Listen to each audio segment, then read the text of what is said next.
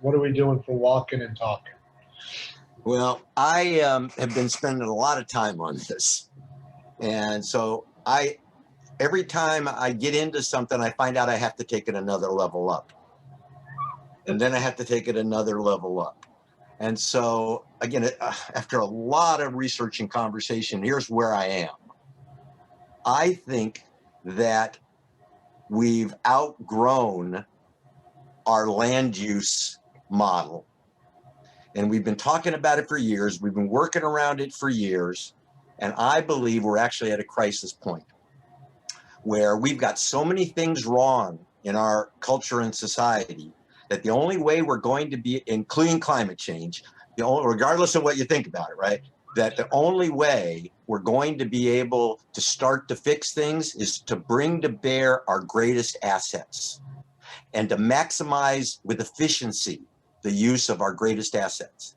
Real estate, 43% of our assets are real estate.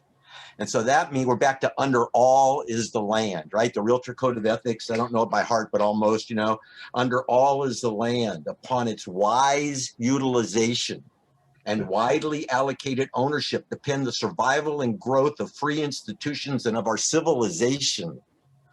Realtors should recognize that the interest of the nation and its citizens require the highest and best use of the land and the widest distribution of land ownership. They require the creation of adequate housing, the building of functioning cities, the development of productive industries and farms, and the preservation of a healthful environment, written like in 1904. And so that's what real people are into real estate, whether they know it or not, that's what they're talking about. And so how can you bring to bear the power of your greatest asset to solve the biggest problems that we have in this country? And the answer is you need to use data, and you need to use computing power, and you need to go from intuition to insight.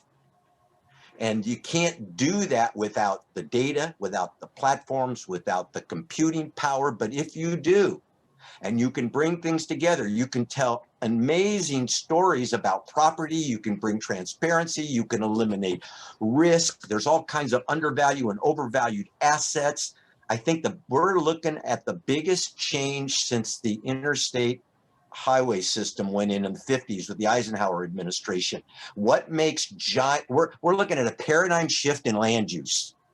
Paradigm shift, not change, fundamental change, just like the interstate highway system. Well, that would have never worked if you didn't have policy and you didn't have funding. Guess what you got today?